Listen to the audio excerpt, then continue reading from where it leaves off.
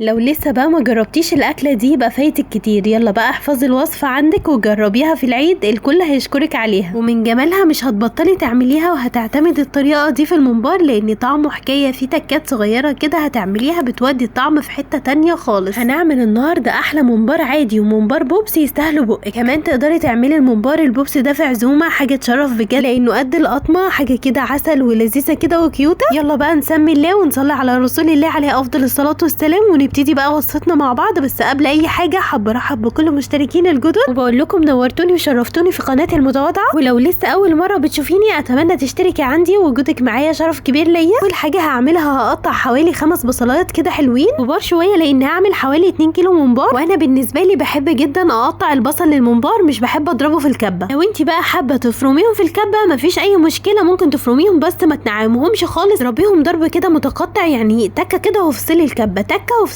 انا مش عايزه البصل يبقى عباره عن عصير، عايزاه يبقى كانك مقطعه على ايدك، ودي تكايه مهمه جدا خلوا بالكم منها. قطعنا بقى البصل وخلصناه، هنقطع برده كم من قرن كده من الفلفل حلوين كده وحاميين، لان انا بحبه حامي، لان انا اساسي عندي في الممبار والمحشي الشطه، مش حباه حامي. قطعي كده كم من قرن فلفل رومي هيدوا للممبار بتاعنا طعم مميز برده. كمان هقطع عليهم حوالي 5-6 فصوص كده من الثوم. وهنا بقى كده كنا جهزنا البصل والفلفل والثوم، احطهم كده في طبق واسع شويه عشان اعرف اتحكم فيهم، وهحط لهم بقى التوابل بتاعتي، فلفل اسود وكمون وكزبره. ظبط برده الملح حسب كميه الرز، لكل كيلو رز بحط معلقه كبيره كده حلوه من الملح. كمان هحط رشه قرفه وبابريكا وجنزبيل. حاولي بقى تكتري في التوابل بتاعتك لان دي اللي بتدي للممبار طعم كده حلو وجميل. كتري بقى وبلاش تستخسري. هقلب بقى التوابل القمر دي مع البصل والثوم والفلفل، هقلبهم بس ده انا همسكهم كده ادعكهم بايدي بحيث ان البصل يشرب كده من التوابل الحلوه دي، ودي بقى تكايه مهمه جدا بتدي طعم مميز وجميل. معايا بقى ربطه حلوه كده من الخضره، كزبره على بقدونس، ولو حابه تحطي شبت مفيش مشكله. قطعتهم كده وهضيفهم بقى على الخلطه بتاعتي، وطبعا كنت غسلاهم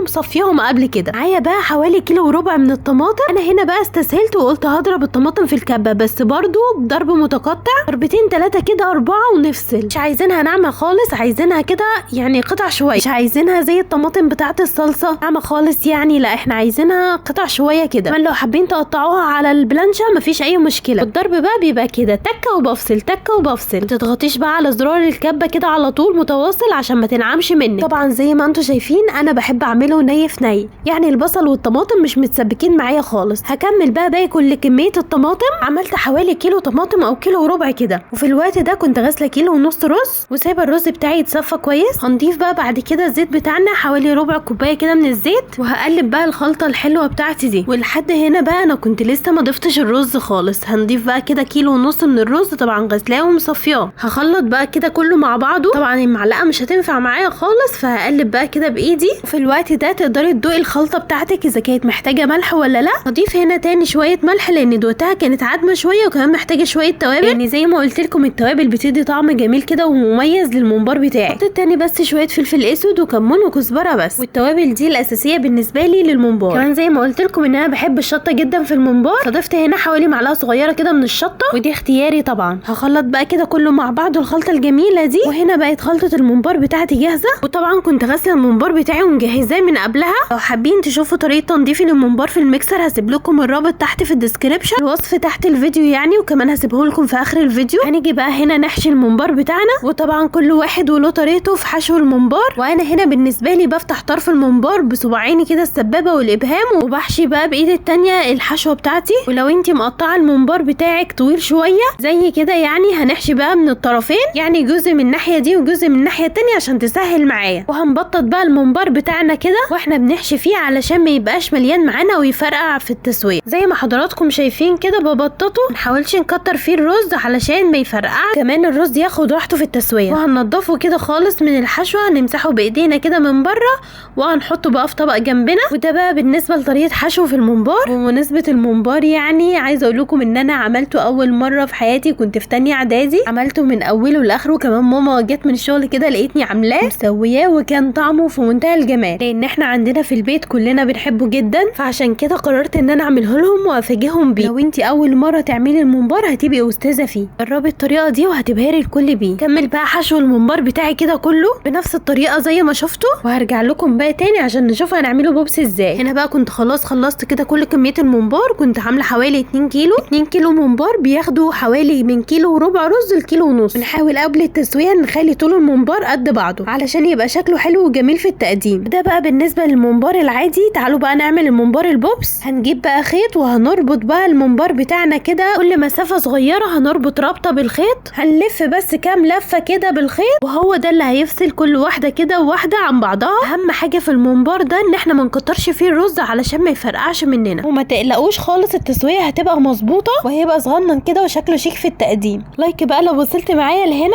وعايزاكم بقى تكتبوا لي كومنت حلو كده لان ده بيشجعني وبيفرحني جدا. هخلص بقى كل الممباريه اللي معايا بهذا الشكل كده. شايفين بقى الجمال؟ شكلها بيبقى عامل زي العقد كده. عملت 2 تاني كمان. يفضل ان الممباريه تكون طويله علشان تعمل معاكي كميه حلوه. وفي وقت ما انا شغاله مولعه على حله فيها ميه على النار، هنحط لها بقى التوابل الحلوه دي وكمان الخضار ده: بصلايه، قرن فلفل، طماطمايه، ورق لورا، عود قرفه، 3 فصوص حبهان، 3 فصوص كوبيبه صيني، 3 فصوص قرنفل، فلفل اسود وكمون وكزبره، والملح بتاعنا طبعا. هنزل بقى بكل ده في الميه بتاعتي. اول ما الميه تغلي كده معايا هننزل بقى بالممبار. هنزل بقى بواحده واحده من الممبار. وبالنسبه بقى للتسويه بياخد حوالي نص ساعه. متحاوليش تسيبيه وقت طويل علشان ما يفرقعش معاكي. نسيبه بقى يستوي وتعالوا نعمل احلى طاجن لحمه. لزوم الممبار بقى في حله بقى على النار. هنزل بقى باللحمه وهحط لها مكعب كده من الزبده وهديها بقى تشويحه حلوه على النار. وهكون بقى مجهزه التوابل والخضار، وهو عباره عن بصلايه وطماطميه وقرن فلفل وملح وكمون وكزبره وفلفل اسود وعود قرفه ورشه جنزبيل و3 فصوص مستكه و3 فصوص حبهان و3 فصوص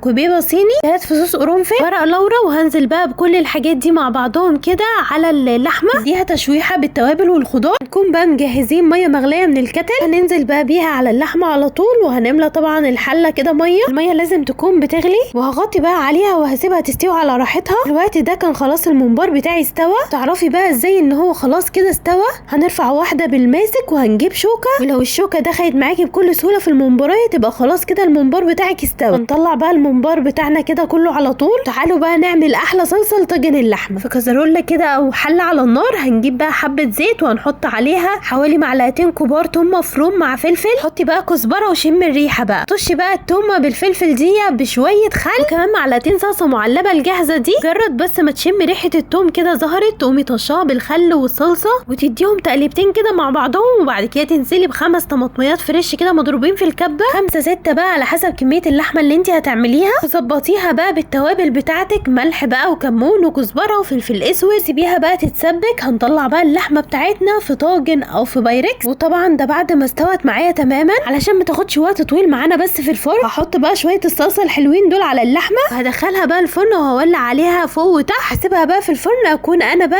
حمرت الممبار بتاعي. طبعا في الوقت ده كنت عملت شويه رز برز كده. بالنسبه بقى للممبار البوبس بعد ما طلعته وبرد معايا خالص كده هفك بقى الخيوط منه وهقصهم بالمقص كل واحده كده لوحدها. انا بقى كان التليفون فصل شحن معايا فما لحقتش اصورهم وانا بقصهم بالمقص يعني، بس انتوا اكيد فاهميني. احمرهم بقى كده على النار بالشكل ده. هتاكلوا بقى احلى ممبار بوبس شكله جميل كده وحلو وكيوت. وهنا بقى كنت خلاص خلصت وحمرت بقى كل كميه الممبار اللي معايا. طعمهم بقى في منتهى الجمال، واللحمه بقى اتشوت كده في الفرن شويه. وهنا بقى كانت كل حاجه جاهزه على التقديم. هنقدمهم بقى بالشكل اللي نحبه. طبعا زي ما قلت لكم كنت عامله شويه رز برز كده حلوين. هحط بقى عليهم من طاجن اللحمه الجامد ده. هنحط بقى الممبار بتاعنا. اكله بقى تستاهل بقكم بجد. جربوها بقى وربنا يحسن ما بين ايديكم دايما في كل حاجه بتعملوها. ايه رايكم بقى في الجمال ده؟ يا سلام بقى لو جنب الاكله دي شويه ساقع. دي سينا كولا يا جماعه عشان محدش يقول لي بس ان دي مقاطعه. ده بقى بالنسبه لوصفتنا النهارده. تعالوا بقى ندوق. ودي بقى اللقطه اللي ببقى مستنياها من اول الفيديو. بجد الممبار خطير وطعمه في منتهى الجمال، كمان التسويه مظبوطه وكل حاجه فيه مظبوطه. جربوا يا جماعه الوصفه دي ان شاء الله هتعجبكم. وكده نكون وصلنا لنهايه الفيديو بتاع النهارده. اتمنى يكون عجبكم. ما تنسوش بقى تتفرجوا على فيديو تنظيف الممبار هيظهر لكم دلوقتي. اشوفكم بقى على خير في فيديو جديد. سلام عليكم.